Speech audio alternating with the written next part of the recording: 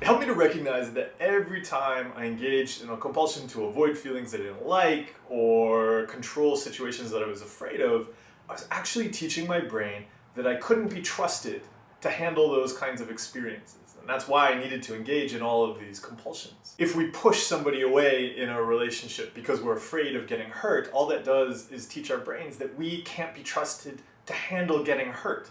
So then our brains look for even more ways that we could get hurt in a relationship. It obsesses about all of that even more, and we end up doing more and more things, and we move further and further away from people, even though the thing we actually want is to be close to people. Or if we go back to check some important work email, or go back to check the stove to make sure that it's not going to burn the house down, or we avoid cooking food for friends because we're afraid of, either making something that tastes horrible, or we're afraid of poisoning them, or whatever, all that does is teach our brain that, hey, we can't be trusted to handle making a mistake, or we can't be trusted to handle other people being angry at us or judging us. So then our brains look for even more ways that we might get judged by others or that we might make mistakes, and we just start obsessing about more and more stuff, and we have to do more and more compulsions to control all the ways that people might judge us or might get angry at us or might hate us. And this goes for all of those experiences we love to avoid. If we're constantly trying to avoid panic attacks or depression or anxiety or whatever we think is going to get triggered inside of us, all we're telling our brains is that, hey, this person, you can't trust them to handle those totally natural experiences. So then we end up obsessing about even more ways that we need to avoid having these experiences, and life shrinks. So I had to recognize that every time I was engaging in compulsions, I was teaching this story of untrustworthiness to my brain. Just consider that for a second. Consider how many years, how much time you've spent every day teaching your brain not to trust you. When I work with people now, trust in ourselves is one of the first things we look at, and how to build a practice of trust. When I was writing about trust in the Mind Workout, I asked this question: do your actions show you trust yourself?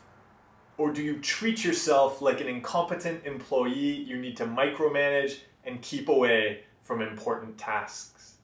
Just look at your everyday actions. Do they show your brain that you trust yourself? To understand trust, I use the idea of a trust score. And the trust score works exactly like a credit score, except the trust score is managed by teeny tiny bankers that live inside of your head.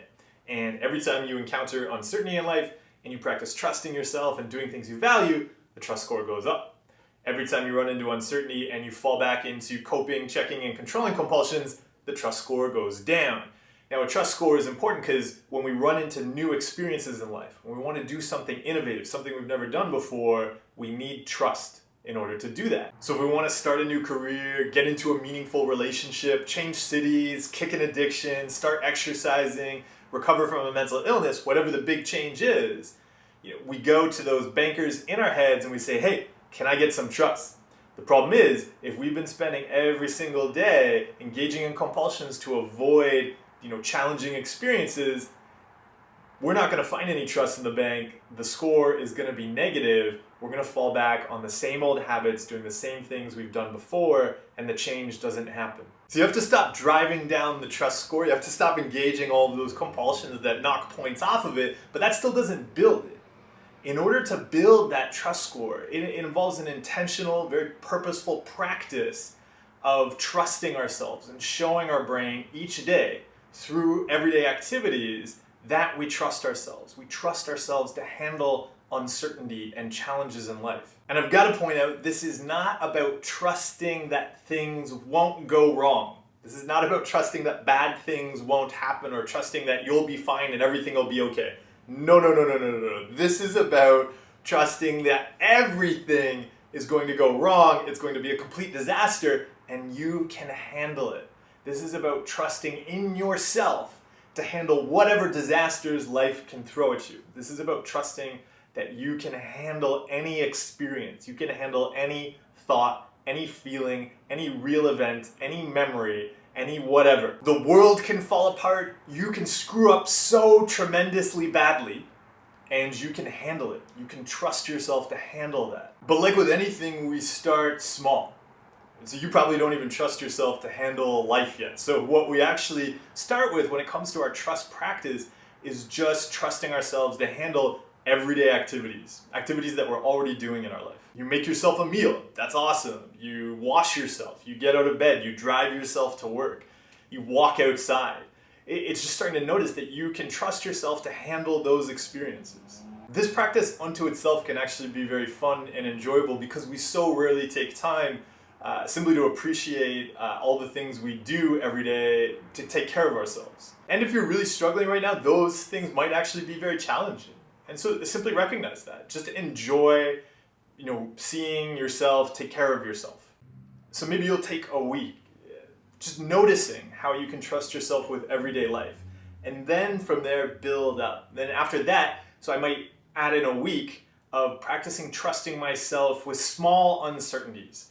These are those, what I often refer to as normal compulsions, the reactions to uncertainty that we would see as totally normal, things that we think everybody does, we probably see lots of people around us doing, but those are great uncertainties to practice handling, to sit with and say, okay, I could go and check on that, I could go and try to control that, but I don't really have to. And instead I'm going to do this other thing that I value. I'm going to trust myself to handle whatever happens with that simple uncertainty. It's okay to say, look, I don't trust myself at all. And actually, when I look at my life, I can see that I'm consistently practicing not trusting myself. So I have to start small.